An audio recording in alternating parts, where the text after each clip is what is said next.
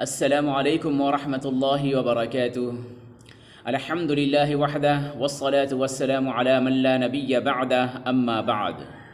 مٹا دے اپنی ہستی کو گر کچھ مرتبہ چاہے، مٹا دے اپنی ہستی کو گر کچھ مرتبہ چاہے، کہ دانہ خاک میں مل کر گلے گلزار ہوتا ہے۔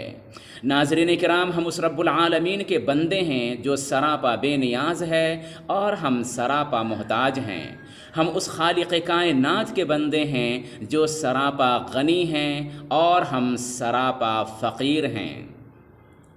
ناظرین کرام، کسی کہنے والے نے کہا ہے کہ مذہب جو نہیں تم بھی نہیں۔ شاید ہم نے یہ سمجھ لیا ہے کہ مذہب ہم سے ہے۔ اگر ہم نے یہ سمجھا ہے تو سراسر یہ ہماری غلط فہمی ہے۔ مذہب ہم سے نہیں ہے بلکہ ہم مذہب سے ہے۔ آپ یوں کہہ سکتے ہیں اور یوں سمجھ سکتے ہیں کہ اگر کوئی دانا یہ دعویٰ کرنے لگے کہ زمین ہم سے ہے تو آپ کیا کہیں گے؟ کیا اس دانے کا دعویٰ سچ ہے؟ نہیں ناظرین اکرام، ہم سب جانتے ہیں کہ ایک دانہ وہ ہے جسے ہم زمین کے حوالے کرتے ہیں، اور انہی دانوں میں سے ایک دانہ وہ ہے جنہیں ہم سنہرے اور قیمتی برتن میں رکھ دیتے ہیں۔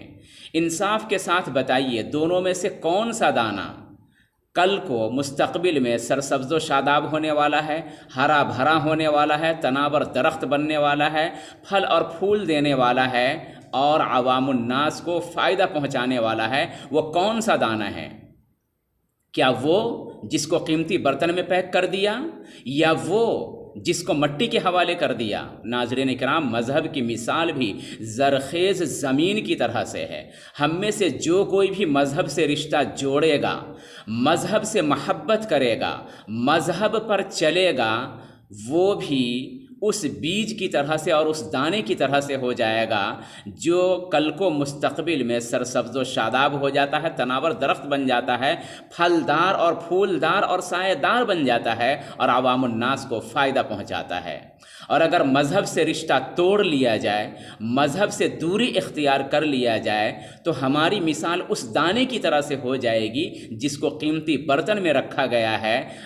انجام کار کیا ہوگا کہ ایک دن وہ سڑ کر کے، گل کر کے اپنی تمام خوبیوں کے ساتھ نسیم منسیہ ہو جائے گا۔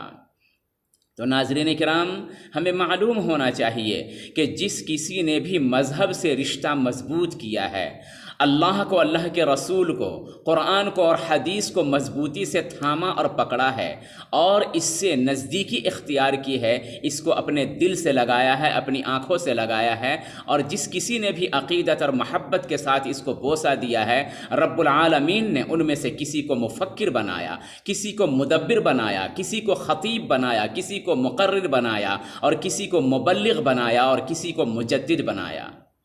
ناظرین کرام، ان ہمارے اسلاف کی مثال سورج کی طرح سے ہے، جبکہ ہماری مثال ایک ٹمٹماتے ہوئے چراغ کی طرح سے ہے۔ ان اللہ کے نیک بندوں کی مثال، ان مجاہدین کی مثال، ان اللہ کے وہ نیک بندے جنہوں نے تن من دھن سب کچھ قربان کر دیا، ان کی مثال ایک سمندر کی طرح سے ہے، جبکہ ہماری مثال ایک قطرے کی طرح سے ہے۔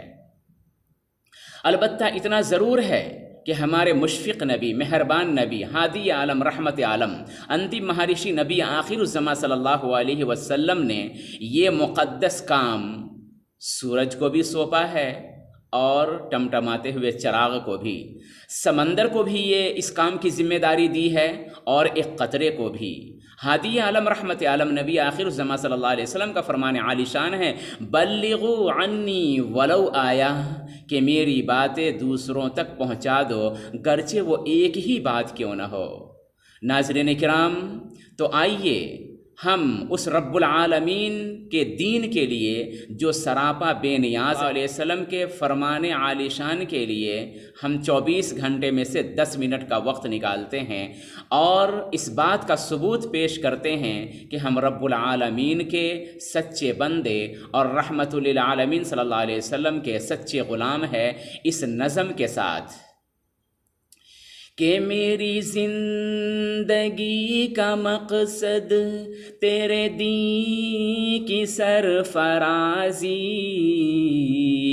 میری زندگی کا مقصد تیرے دین کی سرفرازی، میں اسی لیے مسلمان، میں اسی لیے ہوں غازی، میں اسی لیے مسلمان، میں اسی لیے ہوں غازی۔